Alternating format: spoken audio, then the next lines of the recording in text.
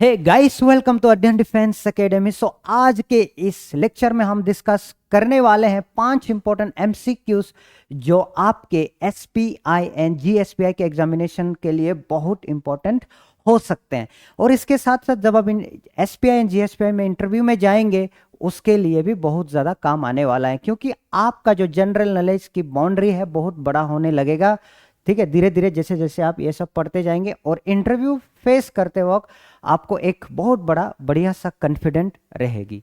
Alright, तो ये जो करंट अफेयर सीरीज है सिर्फ एसपीआई एंड जीएसपीआई वालों के लिए नहीं है। ये एनडीए बच्चे देख सकते हैं, एसएससी वाले देख सकते हैं, और जो सीडीएस एफकेट की तैयारी कर रहे हैं ये सारे बच्चे भी ये करंट अफेयर को देख सकते हैं। जैसे आप पीछे में देख रहे हैं ये हमारा लेक्चर सीरीज L6 है, डेली 5 करंट अफेयर एमसीक्यूज, जिसका यहाँ पर डिटेल डिस्कशन होता है। सो आप थंबनेल देख के पता ही लग गया होगा क्या चीजें हम आज पढ़ने वाले हैं।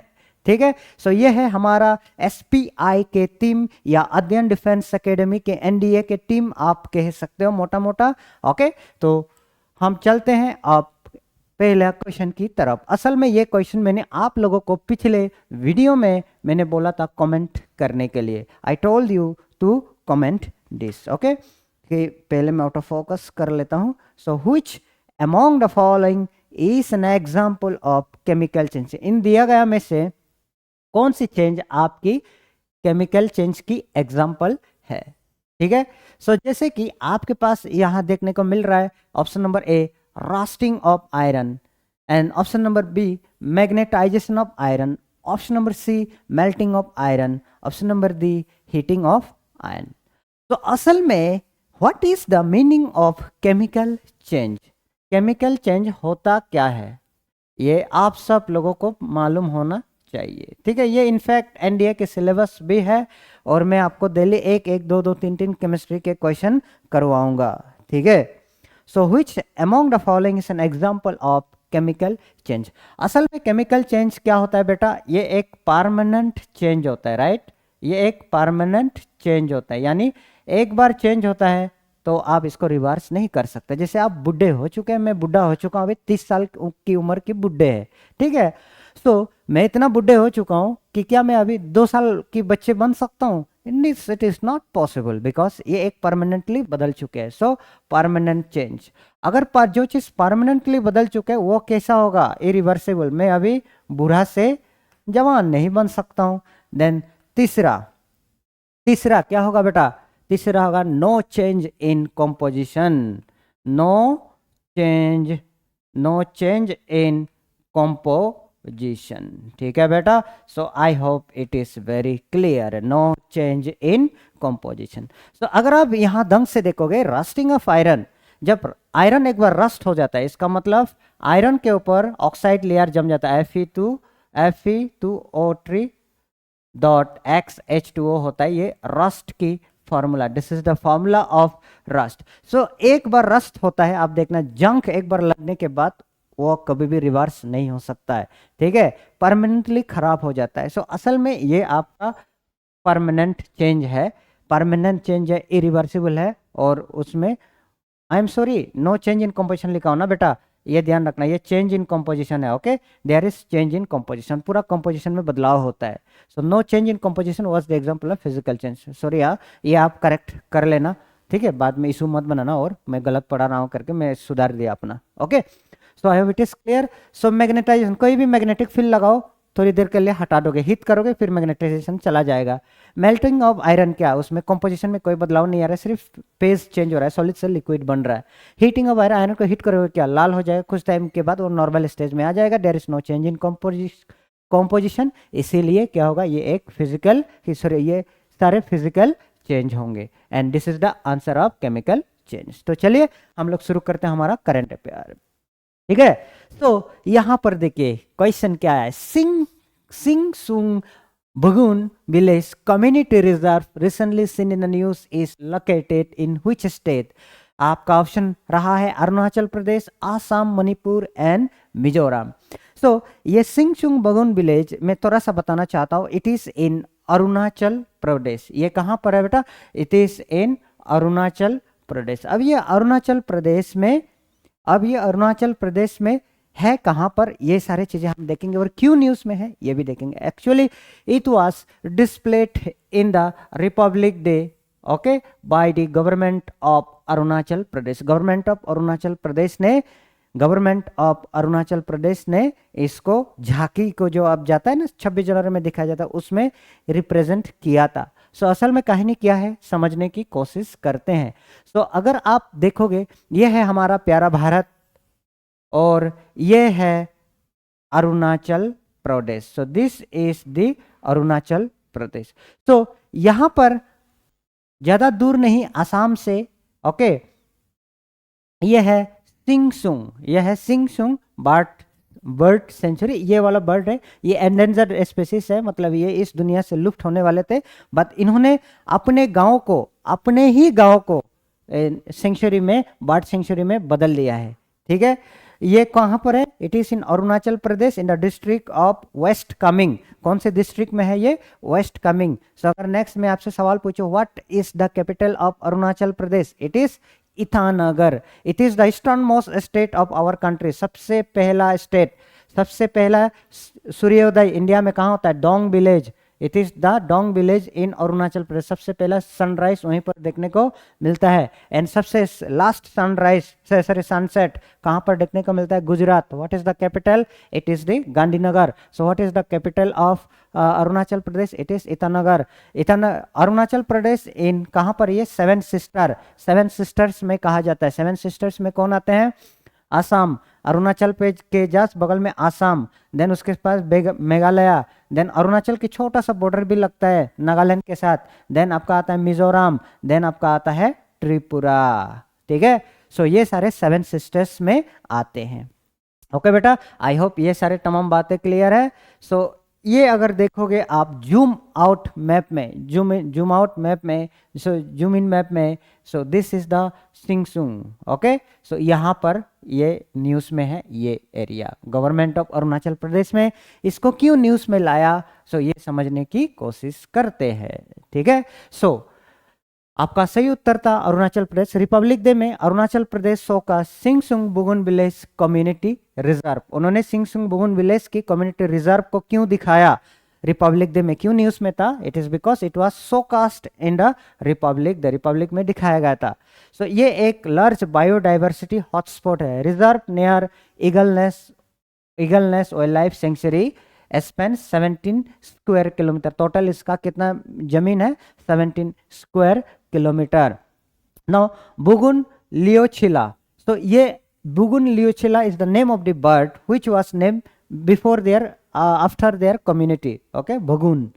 So critically endangered bird protected in the reserve name after Buguns community of Arunachal Pradesh. इसीलिए ये लोग अभी न्यूज में हैं, उन्होंने बहुत अच्छा काम किया है इसीलिए। सो बुगुन्स कम्युनिटी ये एक इंडिजिनियस ग्रुप है, वहाँ के मूल निवासी है, जो उनका पॉपुलेशन सिर्फ 2000 है और 12 गांव में बसे हुए हैं। ठीक है, ये भी ध्यान रखना। एस्टेब्लिशमेंट, ये Singchung Bugun village community reserve establish in, कब एस्टेब्लिश किया गया था? 2017 में। वाइल्ड लाइफ प्रोटेक्शन एक्ट ये क्या कहता है? Community reserve crucial biodiversity conservation acting as a buffers and connectors. ठीक है, I hope it is very much clear. So अब हम जाते हैं आगे के क्वेश्चन की तरफ। So this is the bird. Okay, so यही बर्ड है जो आप ढूंढने की कोशिश कर रहे हैं, जानने की कोशिश कर रहे हैं, और you can say Bugun bird. ये कौन सा बर्ड है? बुगुन। काफी ब्यूटीफुल है ना? It's very beautiful. ठीक है, तो चलिए next. Which article of the Constitution state that there shall be a Supreme Court of India? So ये बता दूं, ये क्वेश्चन मुझे थोड़ा सा नहीं लग रहा है कि ये आपके SPI और GSPI में पूछने वाले हैं, लेकिन ये बाकी बच्चों के लिए बहुत ज़्यादा काम आने वाला है, ये बात ध्यान रखें। ठीक है, so which article of the Constitution states that there shall be a supreme Court of India? It is the article 124। सो आप सिंस नए बच्चे हैं, आप लोगों के लिए मुश्किल हो सकता है। ठीक है, नाउ व्हाई अचानक से सुप्रीम कोर्ट के नाम कैसे आया न्यूज में, ये भी इंपॉर्टेंट है। ओके, और who is the chief justice of supreme court, ये भी जानने की कोशिश करेंगे। ठीक है, सो ये आर्टिकल 124 एक्चुअली हमारे देश को शासन करने के लिए, हमारे देश में रूल करने के लिए, हमारे देश को चलाने के लिए कुछ तो रूल्स होना चाहिए, कुछ तो कानून होना चाहिए, कुछ तो आपका लॉस होना चाहिए, तो ये सारे लॉस को in the form of article लिखा गया है। तो यही सुप्रीम कोर्ट की बात, एक सुप्रीम कोर्ट होना चाहिए, कौन से आर्टिकल में लिखा हुआ है, it was written on the article 124। बेटा समझ आ गया होंगे, ठीक है। तो जैसे कि अगर देख सकते हैं सुप्रीम कोर्ट की, अगर देखा जाए सुप्रीम कोर्ट में कितना जजेस है ये पूछा जा सकता है बेटा। सो इट इज नंबर ऑफ जजेस इन सुप्रीम कोर्ट इज नाउ 34, ठीक है। And who is the chief justice of, who is the chief justice of supreme court, that is he is Dhananjay Chandrachud or dy Chandrachud. I like him, he is awesome. इतना अच्छा बोलता है ना, अगर आप उनके लेक्चर सुनेंगे तो आपको आपकी मन खुश हो जाएगी, ठीक है। He is very I would say well versed, बहुत जबरदस्त चीफ जस्टिस है। Okay, so I hope it is done. Okay, so ये कॉन्स्टिट्यूशन में, हमारे कॉन्स्टिट्यूशन ऑफ इंडिया में कौन से आर्टिकल में डिस्कस किया गया है, it was discuss in the article 124 of our constitution. I hope it is clear. So where is Supreme Court situated, it is in New Delhi, it is in New Delhi, ठीक है। So आपका correct answer है 124। So Supreme Court recently क्यों news में आया, क्योंकि minister inaugurated the diamond jubilee celebration of the Supreme Court. Supreme Court में diamond jubilee की सेलिब्रेशन हो रहा था, तो वो इनॉग्रेशन किसने किया, हमारा पीएम साहब ने किया।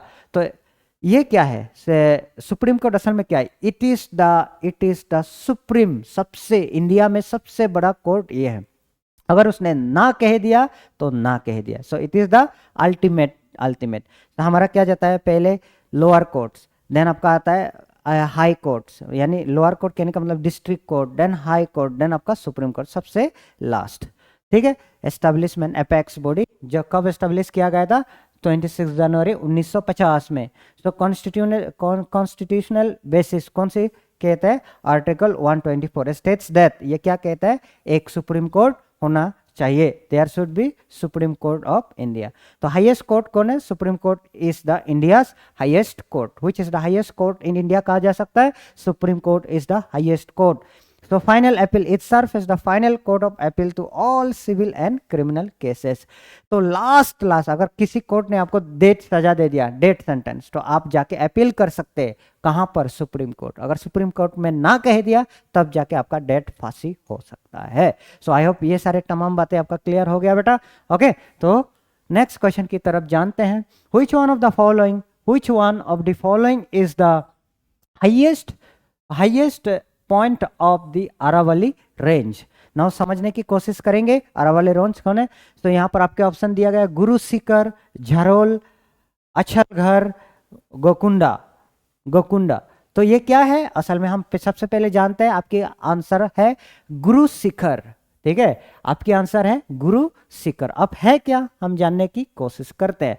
सबसे पहले आप जानिए, देखिए ये है माउंटेन रेंज, ठीक है। So this is the Aravalli range which is situated in Rajasthan.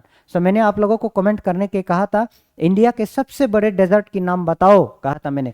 बहुत लोगों ने कमेंट किया था। So it is the Thar desert which is situated in Rajasthan. The capital of Rajasthan is Jaipur. Jaipur क्यों न्यूज में था, रिसेंटली सारे जो इंस्पेक्टर जनरल और बड़े बड़े इंस्पेक्टर सारे ने वहां पर मीटिंग किया था, कहां पर, जयपुर में, इसलिए वो न्यूज में था। ये सारे तमाम बातें आप ध्यान रखो, ठीक है बेटा। सो ये है आपका राजस्थान के अरावली रेंज। तो ये क्या करता है, ये डेजर्ट और ईस्टर्न राजस्थान को ये अरावली रेंज सेपरेट करता है, ठीक है बेटा। सो अब हमें समझना है कि हाईएस्ट पीक की बात करिए।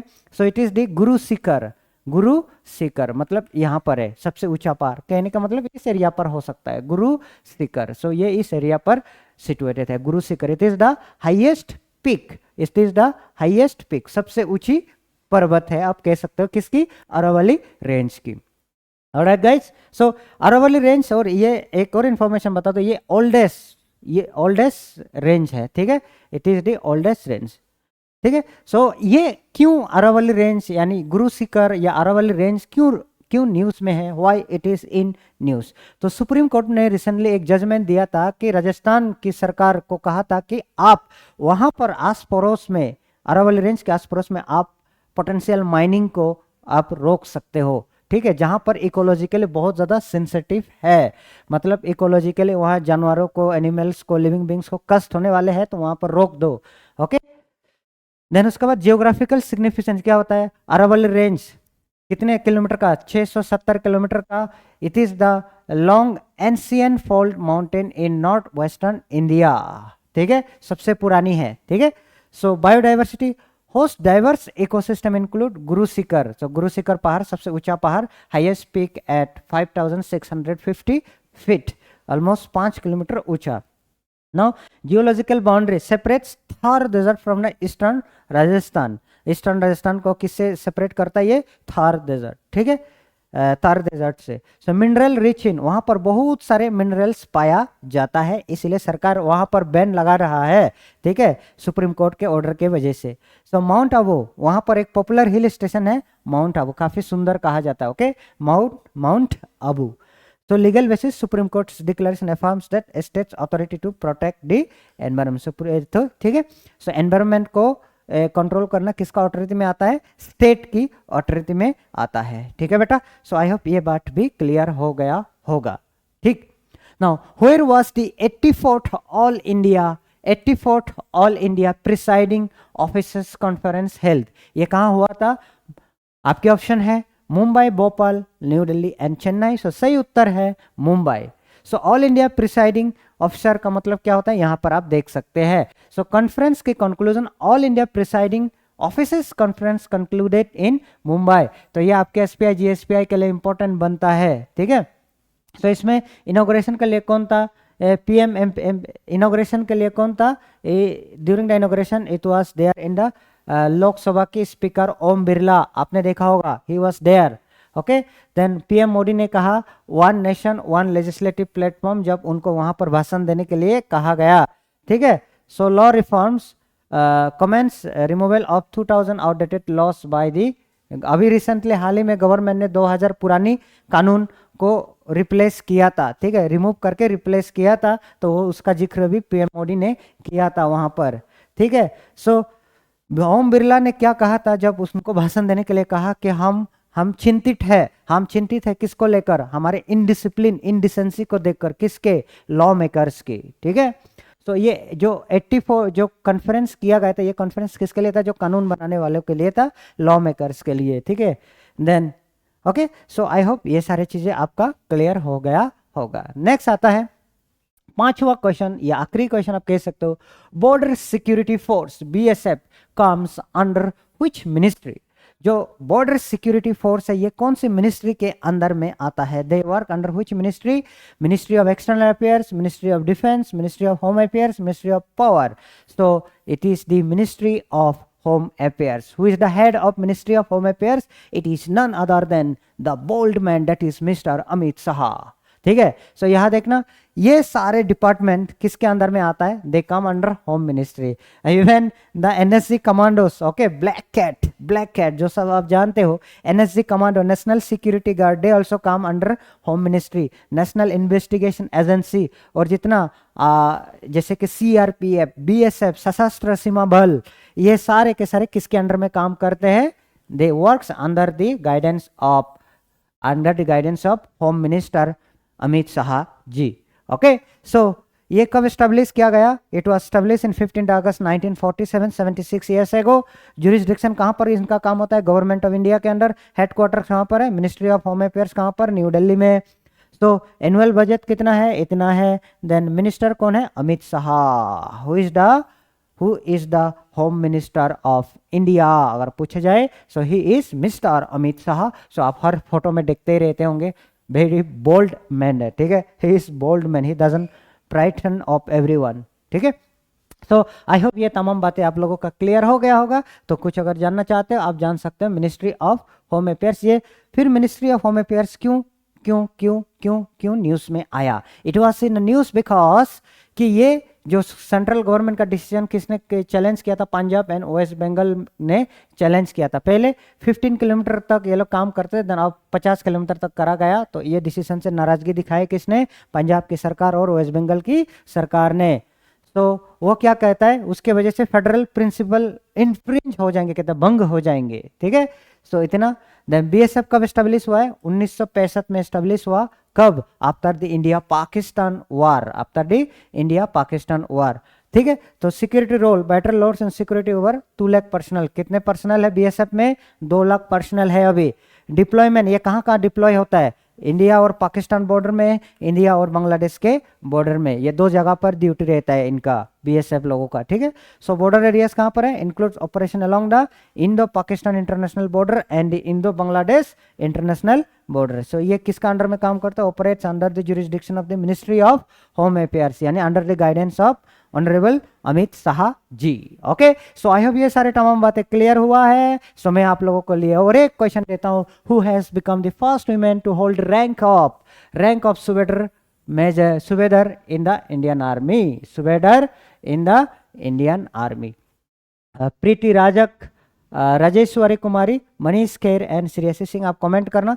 सो सुबेदर ये एक जेसीओ की रैंक होता है, जूनियर कमीशन ऑफिसर की रैंक होता है। It is the rank of junior commission officer. जरूर आप कमेंट करें। तो अगर आपकी मेरे वीडियोस पसंद आता है या मुझे अच्छा लगता है आप लोगों को, तो आप जरूर मुझे फॉलो कर सकते हैं एट माय इंस्टाग्राम। अगर चाहो तो आप मुझे टेलीग्राम चैनल में भी ज्वाइन कर सकते हो, या हमारे अध्ययन डिफेंस एकेडमी के टेलीग्राम चैनल को भी आप ज्वाइन कर सकते हो। सो इतना कहकर मैं कहता हूं आप लोगों को जय हिंद। Thank you.